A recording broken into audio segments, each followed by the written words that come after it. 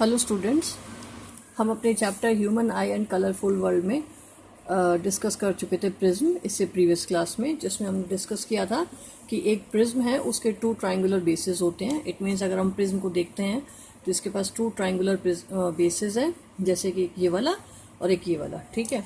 और उसके पास three rectangular surfaces है, एक सरफेस ये, एक नीचे वाला और एक ये, थ्री रेक्टेंगुलर सरफेसेस।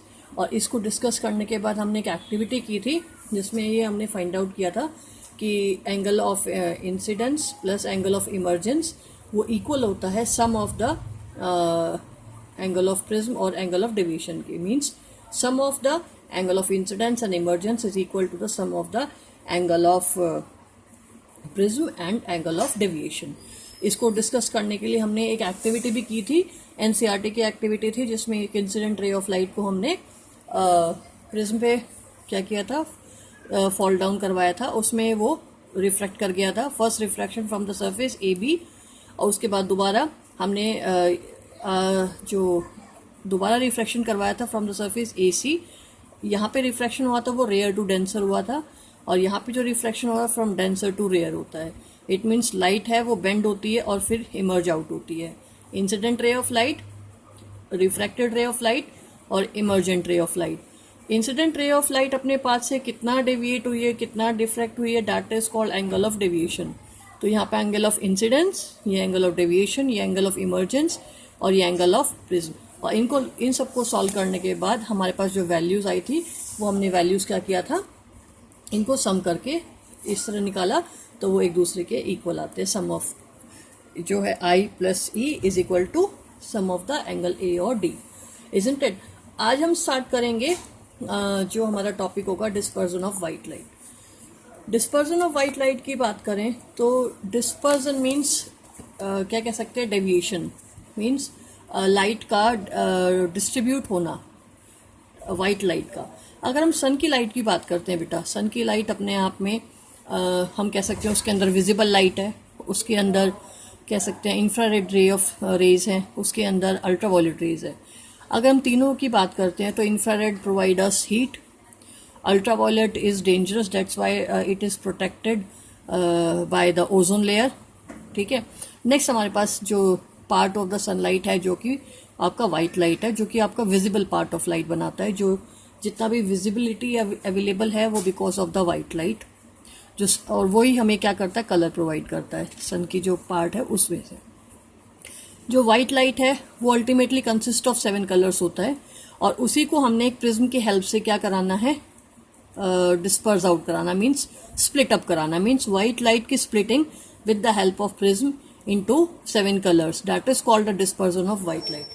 अगर हम डेफिनेशन वाइज की बात करें, splitting of white light into 7 colours, that splitting of white light into 7 colours is called dispersion of white light. इसको भी समझने के लिए हम एक एक्टिविटी कर सकते हैं बच्चे। इस एक्टिविटी में हम क्या लेंगे, एक हमारे पास कार्डबोर्ड होगा, कार्डबोर्ड में हमने एक होल कर दिया है, स्लिट कहते हैं जिसे, और स्लिट जो हम इसमें से एक सनलाइट को पास आउट कराते हैं, ये हम मेजरली होल इसलिए अवेलेबल कराते हैं ताकि जो लाइट का कॉन्सेंट्रेशन हमें अवेलेबल हो सके, मीन्स फाइन लाइट हमें अवेलेबल हो सके। अब वही वाइट लाइट हमने किस पे फॉल डाउन करवाई है, प्रिज्म पे ऑन द सरफेस। अगर हम फेसेस के नाम दे दे A B C from the surface A B, तो वो जो है रेयर टू डेंसर जब लाइट मूव की है, मूव करने के बाद वो रिफ्लेक्ट हुई।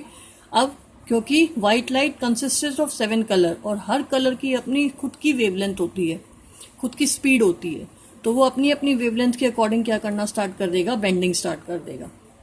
यहाँ पे बेंडिंग हुई, फिर दोबारा दूसरा रिफ्लेक्शन हुआ सरफेस ए सी से, फिर से वो बेंडिंग स्टार्ट हुई।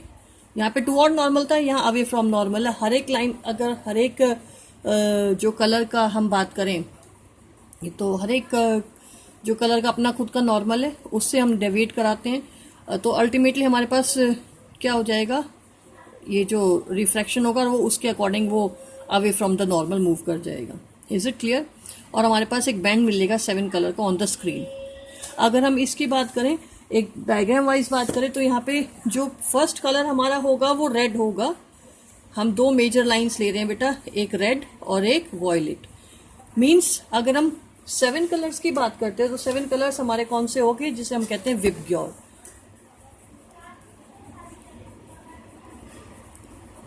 विबग्योर, इट मीन्स जो वॉयलेट आपका हो जाएगा, ठीक है। उसके बाद अगर हम बात कर रहे हैं ये वाला रेड, वॉयलेट और रेड को हम डिस्कस कर रहे हैं क्योंकि रेड कलर जो है वो अपने आप में क्या होगा, लीस्ट डेविएट होगा as compare to violet.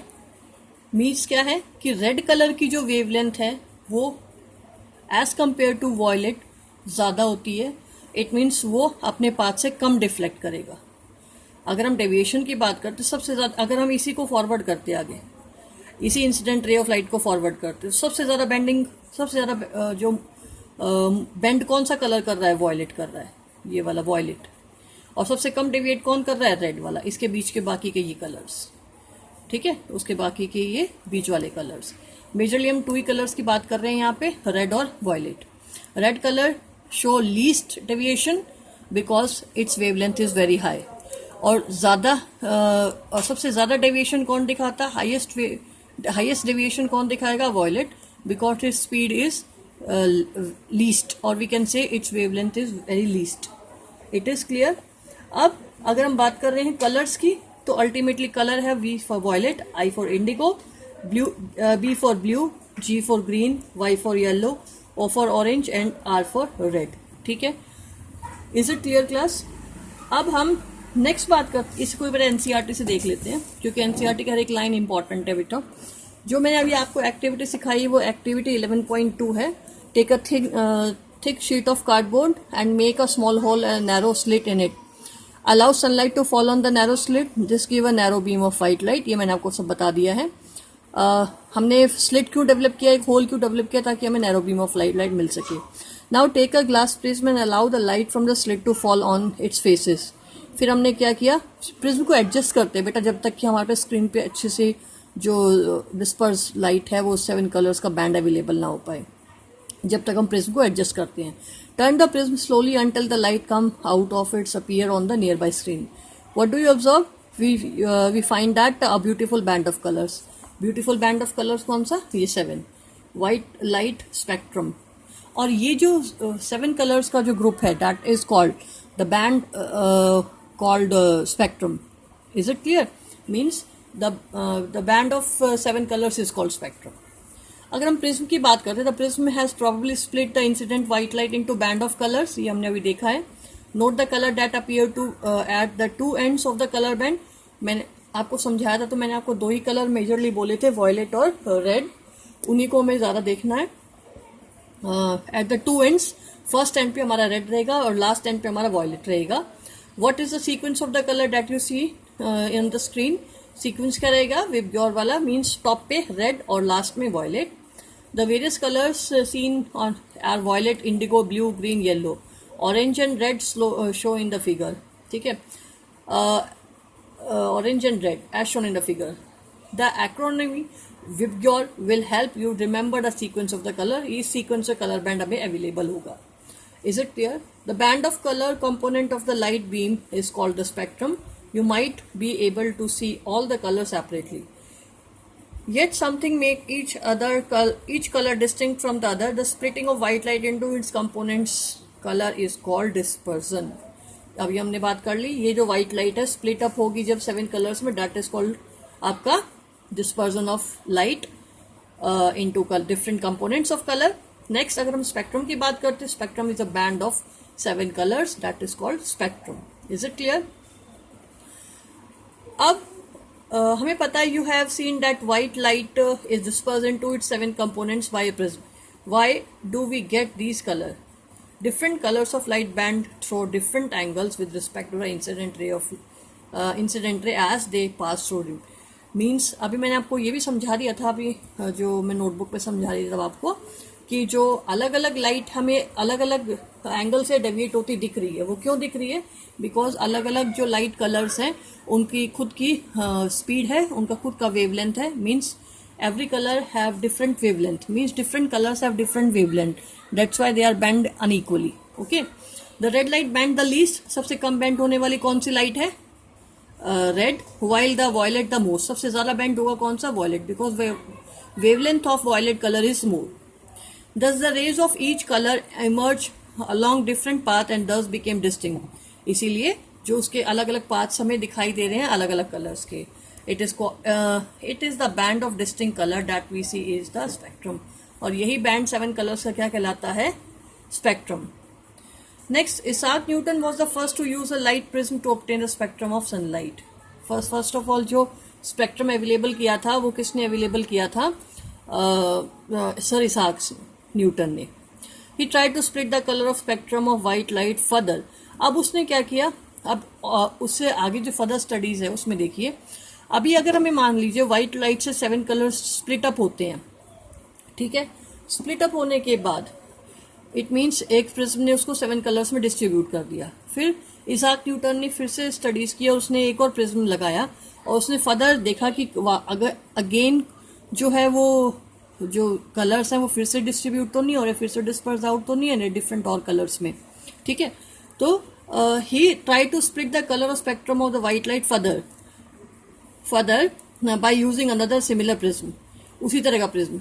He could not get any more. Means अभी तो इन्वर्टेड लगा हुआ है, लेकिन अगर हम इसी के आगे इसी की तरह इसी के अकॉर्डिंग फेसेस से, जैसे ये फेस से लगा हुआ है इसी फेस से लगाएं और फिर से हम उसका आगे का डिस्पर्सन देखें तो वो फर्दर डिस्पर्स नहीं होता है, ठीक है.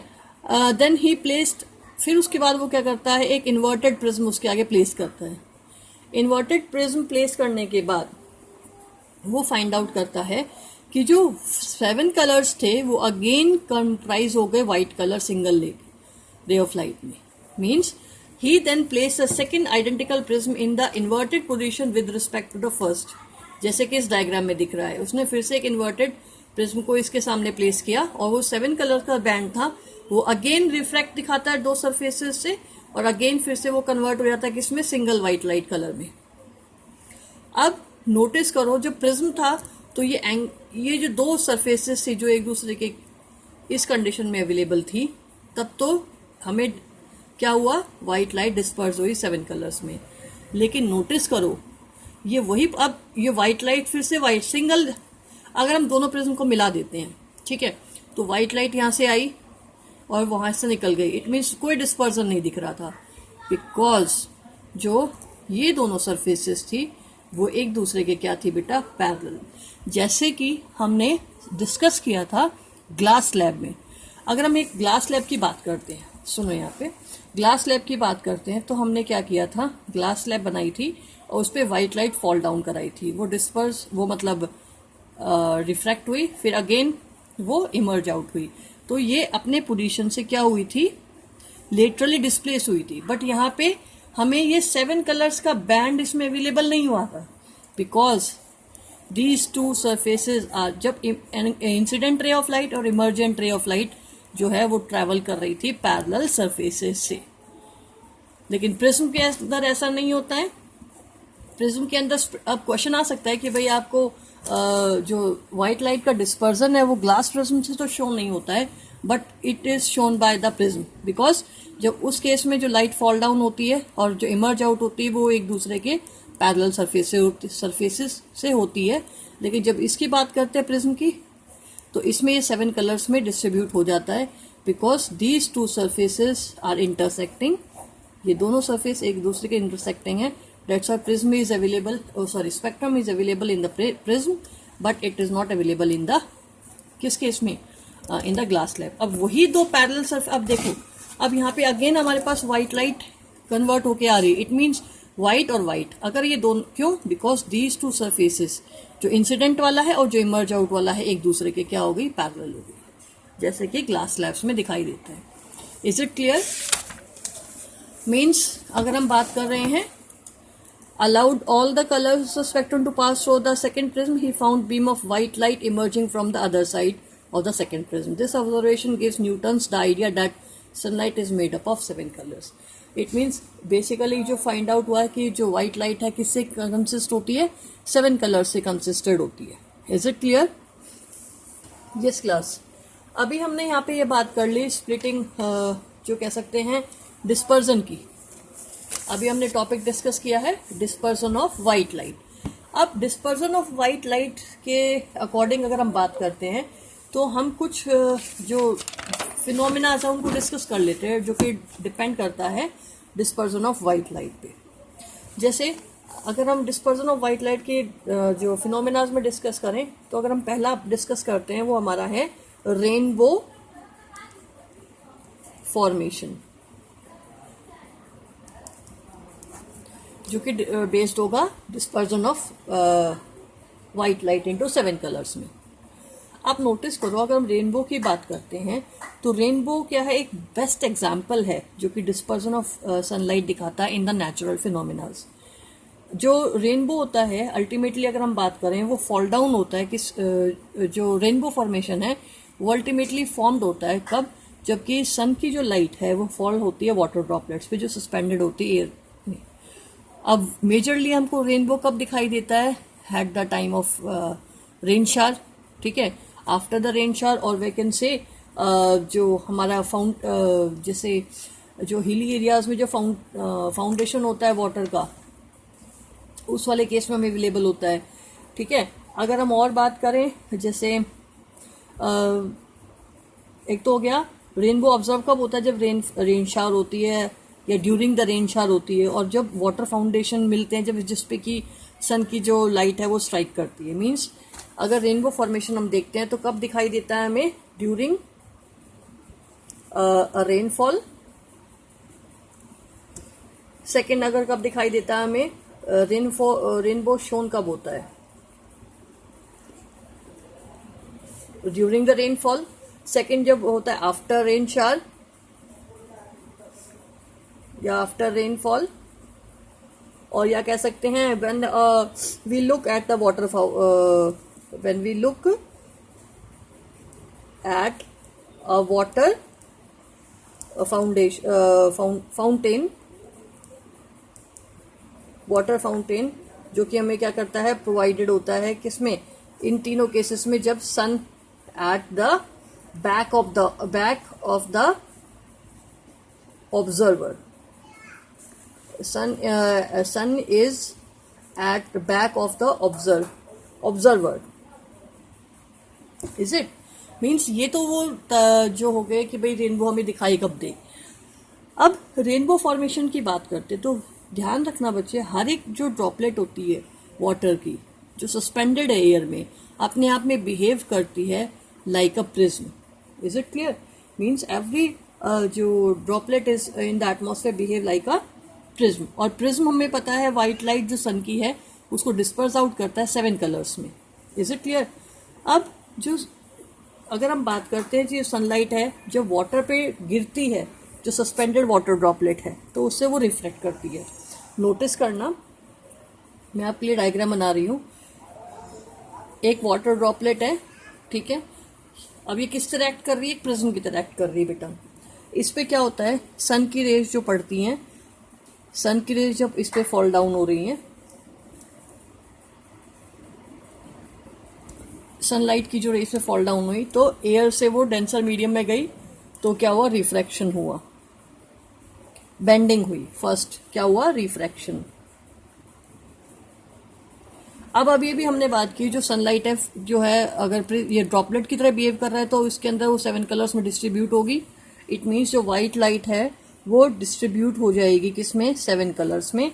तो हमारा ये हो गया रेड और ये हो गया वॉयलेट और इसके अंदर के बीच के कलर्स। Is it?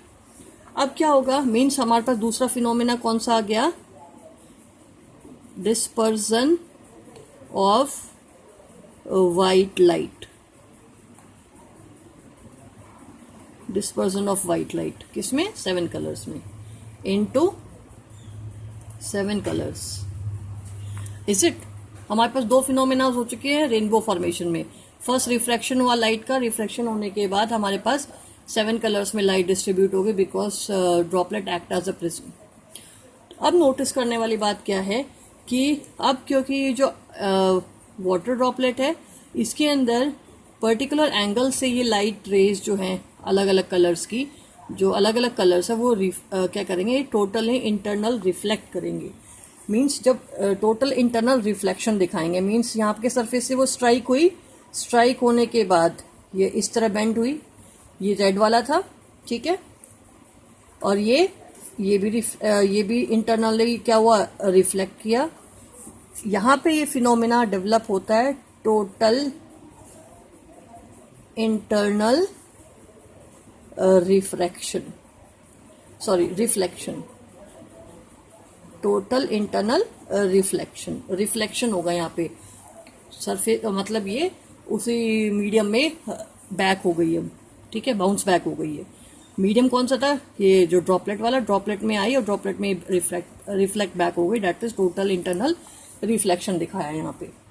अब उसके बाद फिर से वो डेंसर से रेयर में जाएगी, डेंसर से रेयर में जाएगा दूसरा कलर भी। इट मीन्स जो ये हमारा कौन सा था, ये वॉयलेट हो गया, और यहाँ पे ये away from the normal move किया, ये भी मूव किया अल्टीमेटली, और हमारे पास ये फिर से वही 7 कलर, क्योंकि 7 कलर्स के साथ सारा कुछ, जिसमें हमारा ये वाला कलर हो गया वॉयलेट और ये वाला कलर हो गया रेड, और हमारे जो ऑब्जर्वर है उसे बैंड ऑफ 7 कलर्स इस तरह दिखाई देगा। मीन्स जो हमारे पास फिनोमेना अवेलेबल हुए उसमें क्या क्या हुआ, रिफ्रैक्शन, फिर dispersion of white light into 7 colour, फिर टोटल इंटरनल रिफ्लेक्शन, उसके बाद अगेन रिफ्रैक्शन। मीन्स यहाँ पे दोबारा क्या हो गया, refraction again. Is it clear? तो ये हमारा कंडीशन होगी रेनबो फॉर्मेशन की, कि रेनबो फॉर्मेशन होता कैसे। Number of water droplets present है, तो इसी से आपका जो फॉर्मेशन होगी रेनबो फॉर्मेशन की, इसी मैनर में जो अलग अलग ड्रॉपलेट्स है उनसे भी। Is it clear? अब क्वेश्चन आता है कि जो पोजीशन है, क्या क्या कंडीशन हो कि एक रेनबो हमें दिखाई दे। तो पहली कंडीशन क्या है कि रेनबो तभी दिखाई देता है जब या तो रेनफॉल का टाइम हो, या कह सकते हैं आफ्टर रेनफॉल या ड्यूरिंग द रेनफॉल, या हमें अभी बात की थी look at the water fountain, water fountain में देखते हैं, उस केस में होता है। नेक्स्ट अगर हम बात कर रहे हैं दूसरी कंडीशन कि रेनबो फॉर्मेशन की दूसरी कंडीशन क्या है, वो दूसरी कंडीशन हमारी ये बेटा कि सन की जो पोजीशन है, ठीक है, वो ऑब्जर्वर के बैक होनी चाहिए, और जो रेनबो है वो सामने फॉर्मेशन होगा। Means position of the sun is just back of the observer. Is it clear? Means condition क्या होगी, another condition for rainbow formation. Condition for rainbow formation एक तो मैंने बोल दिया ड्यूरिंग और आफ्टर रेनफॉल तभी दिखाई देता है, और सेकंड का जो पोजीशन है ऑब्जर्वर की, या कह सकते हैं सन की, एक ही बात कर लो, द पोजीशन ऑफ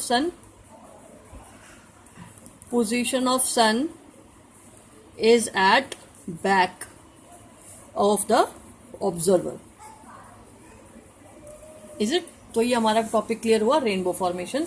ये एनसीईआरटी से देख लेते हैं, आपको इसमें टॉपिक दिखा देती हूँ।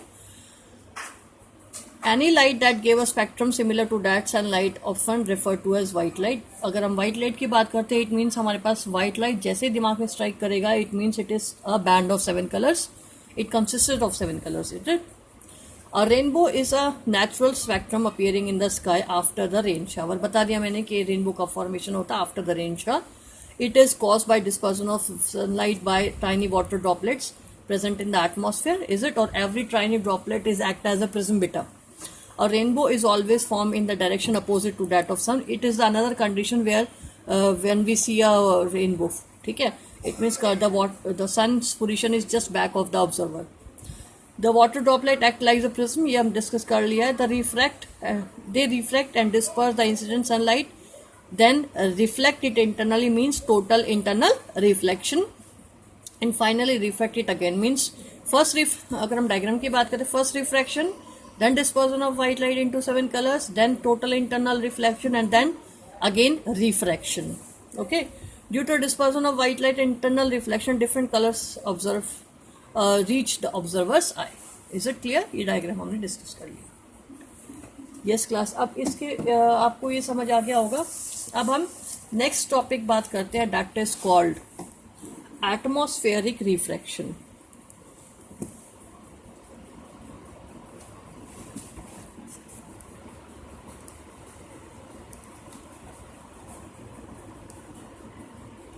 क्योंकि हमने जो चैप्टर पढ़ रहे हैं उसमें चैप्टर 2 पार्ट से कंसिस्टेड है। फर्स्ट आपका ह्यूमन आई जो हमने डिस्कस कर लिया उसके डिफेक्ट्स के साथ और न्यूमेरिकल्स के साथ, और उसके बाद हम कलरफुल वर्ल्ड को डिस्कस करेंगे जिसमें हमने डिफरेंट फिनोमिनाज जो हैं वो डिस्कस करने हैं। तो अब हम टॉपिक्स, जैसे अभी हमने टॉपिक डिस्कस किया डिस्पर्जन ऑफ वाइट लाइट, ठीक है, बाय प्रिज्म, इससे रिलेटेड जो नेचुरल फिनोमेना हमने डिस्कस किया रेनबो। अब हम टॉपिक डिस्कस करेंगे एटमॉस्फेरिक रिफ्रैक्शन। एटमॉस्फेरिक रिफ्रैक्शन का मतलब है बेटा जब रिफ्रैक्शन एटमॉस्फेयर के अंदर होता है, मीन्स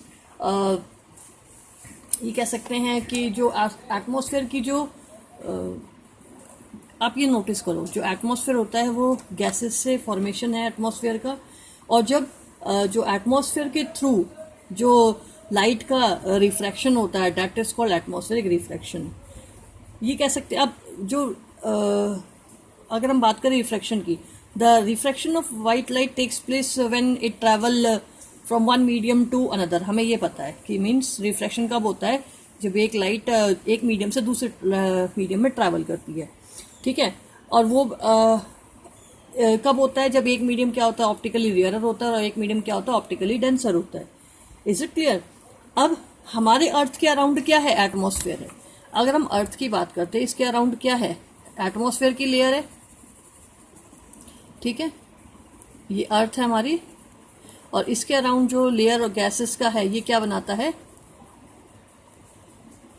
एटमॉस्फेयर। ये हमारा क्या बनाएगा, एटमॉस्फेयर। Is it clear? अब जो एयर है एटमॉस्फेयर में वो डिफरेंट लेयर में फॉर्म्ड होती है, मीन्स, और हर लेयर की अपनी डेंसिटी होती है। आप नोटिस करो जैसे जैसे हम अर्थ से दूर जाते जाएंगे density of the air became lesser, decreases, means जैसे जैसे हम दूर जाएंगे density of layer of air decreases. जैसे जैसे हम अर्थ के सरफेस से दूर जाते जाएंगे क्या होता जाएगा, जो अलग अलग लेयर्स की जो डेंसिटी है वो क्या होगी, डिक्रीज होती जाएगी, ठीक है। The different layer of airs have different densities, और जितना हम हायर से हायर जाते जाएंगे the density of the layer air goes decreasing. बहुत इंपॉर्टेंट पॉइंट लिख रही हूं मैं, आप इसको थोड़ा ध्यान से पढ़िएगा कि as we go higher and higher, the density of layer किसकी, एयर्स की, density of the layers of air goes decreases,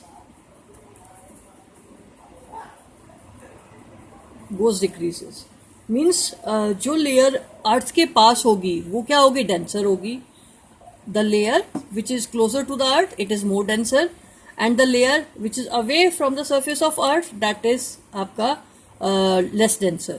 ये कह सकते हैं यहाँ की जो एयर है वो बहुत ज़्यादा घनी होगी, डेंसिटी उसकी हाई होगी। जैसे जैसे हम अर्थ के सरफेस से दूर जाएंगी, अगर हम यहाँ कंपेयर करते हैं तो डेंसिटी वहाँ पे कम होगी एयर की, means different layer of air of the atmosphere have different densities. Is it clear? और द लेयर ऑफ एयर जो कि क्लोजर है, denser, behave like optically denser medium.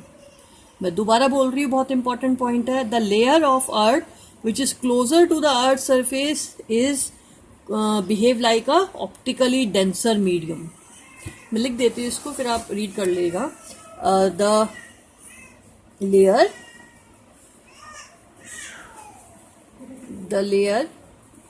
of air close to the surface of the earth behave as optically denser medium। It means layer जो अर्थ के पास होगी वो क्या होगी, उसकी डेंसिटी हाई होगी, और वो कैसा बिहेव करेगा, ऑप्टिकली डेंसर। दूसरी चीज अगर हम बात कर रहे हैं, the layer of earth, the layer of air far away from the surface of the earth behave as optically rarer medium. Means अब हमारे, क्योंकि हमें पता है रिफ्रैक्शन होने के लिए हमारे पास दो मीडियम का होना रिक्वायर्ड है, वो भी अलग अलग डेंसिटी का, जिसमें एक बिहेव करेगी कैसे, रेयरर मीडियम, और एक बिहेव कैसे करेगी, डेंसर मीडियम में, जैसे कि हमने चैप्टर लाइट में पढ़ा था refraction through a glass prism. ठीक है, तो वहाँ पे हमने एयर और ग्लास से जो रिफ्रैक्शन फाइंड आउट किया था, और उससे हमने फाइंड आउट किया था कि अलग अलग मटेरियल्स का क्या होता है, रिफ्रैक्टिव इंडेक्स अलग अलग होता है. और हमने ये भी बात की थी जिसका जितना ज़्यादा रिफ्रैक्टिव इंडेक्स होता है इट मीन्स वो उतना ही डेंसर है. जैसे अगर हम एग्जाम्पल बात करते हैं तो डायमंड की बात करते हैं. डायमंड का रिफ्रैक्टिव इंडेक्स अराउंड ऑफ 2.42 था. इट मीन्स उसका रिफ्रैक्टिव इंडेक्स हाई था, और रिफ्रैक्टिव इंडेक्स हाई था इट मीन्स जो है वो उतना ही डेंसर था. ठीक है, इट मीन्स हमें इस फिनोमिना से क्या फाइंड आउट होता है कि अब हमारे पास ऑप्टिकली डेंसर मीडियम आ गया और ऑप्टिकली रेयर मीडियम आ गया इन द एटमॉस्फेयर. अब एटमॉस्फेयर में जो हमारे पास मीडियम्स क्रिएट है ऑप्टिकली रेयर और डेंसर, तो उस अकॉर्डिंग हमारे पास क्या हो जाएगा, एक फिनोमेना डेवलप होके आएगा. जो लाइट जब ट्रैवल करेगी रेयर टू डेंसर में, सनलाइट की अगर हम बात करते हैं तो या कोई भी ऑब्जेक्ट से जो लाइट आ रही है यूनिवर्स से, उसमें से बात करें, जैसे स्टार्स की बात करेंगे आगे हम, तो उस केस में क्या होगा, जो रिफ्रैक्शन जो लाइट का टेक्स प्लेस होगा एटमॉस्फेयर में, that is called atmospheric refraction. Means हमारी अगर रिफ्रैक्शन डेफिनेशन की बात करते हैं तो the refraction of light taking place in the atmosphere, taking place in the atmosphere is known as atmospheric refraction. Atmospheric refraction, isn't it? अब हम, क्योंकि हमने अब टॉपिक डिस्कस किया एटमॉस्फेरिक रिफ्रैक्शन, तो अच्छा इसको भी समझने के लिए देखो एक डायग्राम देखते हैं, इजी हो जाएगा आपके लिए. अब देखो अर्थ के पास ज़्यादा डेंसर है, फिर उससे हल्की एयर हो गई, फिर उससे ऊपर और जाएंगे और हल्की हो जाएगी, इस तरह चलती जाएगी. अगर हम एयर ऑफ गैसेस की बात करते हैं तो यहाँ पे अगर हम टॉप से लास्ट पे बात करेंगे तो वो डेंसिटी में, यहाँ डेंसिटी हाई, यहाँ थोड़ी कम, यहाँ पे कम, और वो उसके अकॉर्डिंग जो है डेंसिटी कम होती जाएगी. अब मान लो जब लाइट फॉल डाउन होती है, एक लाइट रे ऑफ लाइट लेते हैं जो सनलाइट की हो सकती है, वो वैक्यूम में से ट्रैवल कर रही है. ठीक है, जैसे वैक्यूम से यहाँ आती है इट मीन्स ये रेयर मीडियम, ये डेंसर मीडियम हो गया, तो वो अगर हम उसका नॉर्मल खींचें तो वो टुवर्ड नॉर्मल मूव कर जाएगी.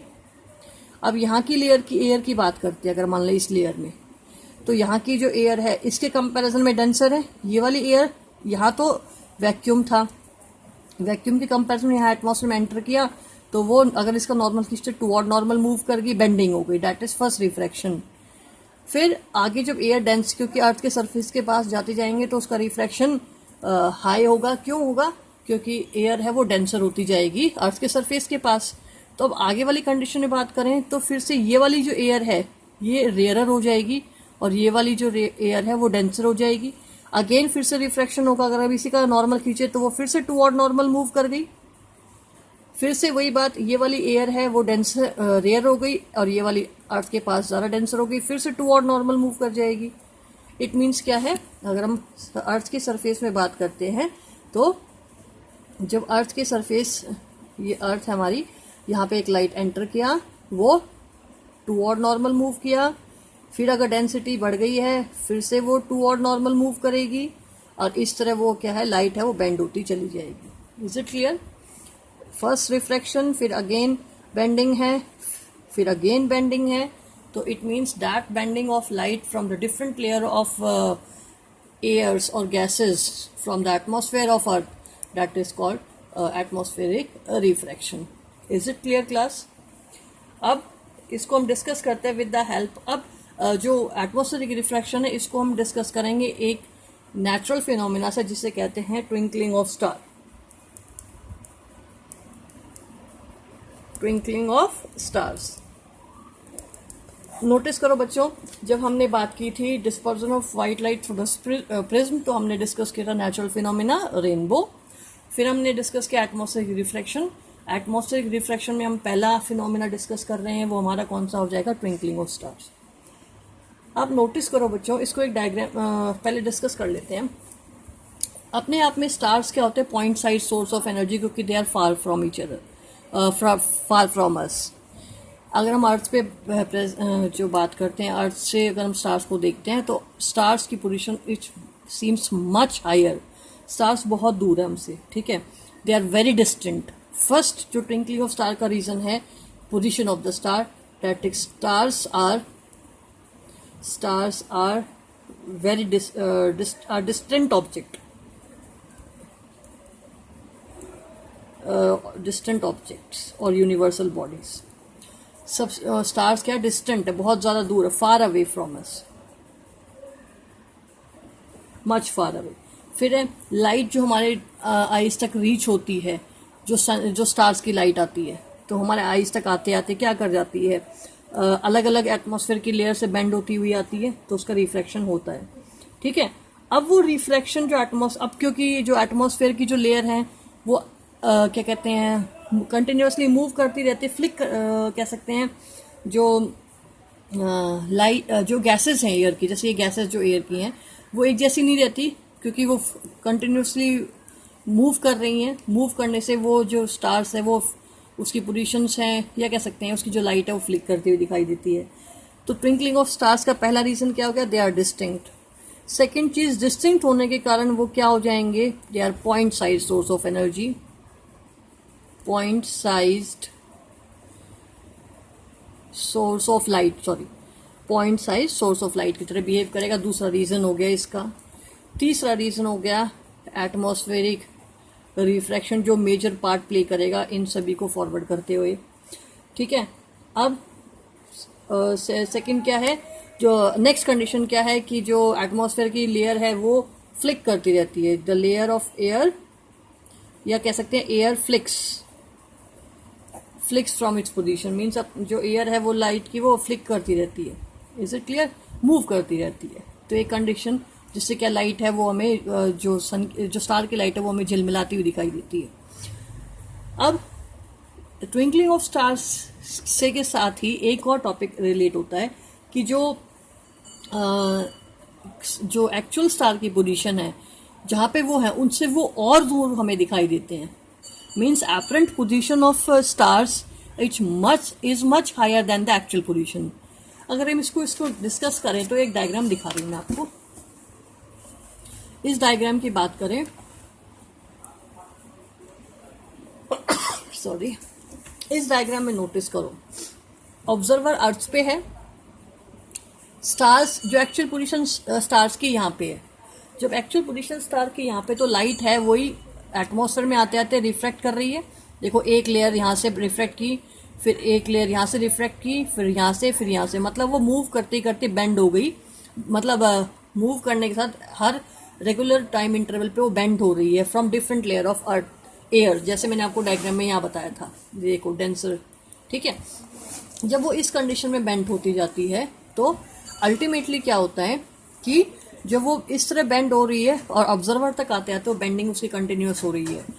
जब लेकिन फिर एक्चुअल में जो पोजीशन देखेंगे वो कहाँ हो जाएगी, ये वाली, मींस सन एक्चुअल स्टार की पोजीशन है इतने डिस्टेंस पे, बट उसकी पोजीशन और दूर हो गई है और उसकी पोजीशन भी चेंज हो गई है। एक्चुअली स्टार यहाँ पे है बट वो हमें दिखाई कहाँ दे रहा है, यहाँ पे, बिकॉज ऑब्जर्वर तक पहुँचते पहुँचते वो लाइट इस तरह दिखाई देगी। तो वो अगर एक्चुअली देखेंगे तो वो यहाँ है, बट ऑब्जर्वर को कैसा दिखाई देगा, वो यहाँ पे। That is the apparent position, झूठी पोजीशन नहीं है उसकी, apparent position of the star, ठीक है। तो ये एक्चुअल पोजीशन थी। एक्चुअल और एपरेंट पोजीशन दोनों अलग अलग होती हैं क्योंकि रिफ्रैक्टिव इंडेक्स इंक्रीज हो रहा है। रिफ्रैक्टिव इंडेक्स इंक्रीज होने का मतलब क्या है बेटा, मैंने आपको बोला था जितना ज़्यादा डेंसिटी बढ़ती जाती है किसी भी सब ऑब्जेक्ट की, वो उतना ही रिफ्रैक्टिव इंडेक्स बढ़ता जाएगा। जैसे आपको एग्जांपल डायमंड की बात की थी, डायमंड का रिफ्रैक्टिव इंडेक्स हाईएस्ट है, तो इस केस में क्या होगा कि उसका जो रिफ्रैक्टिव इंडेक्स हायर होने से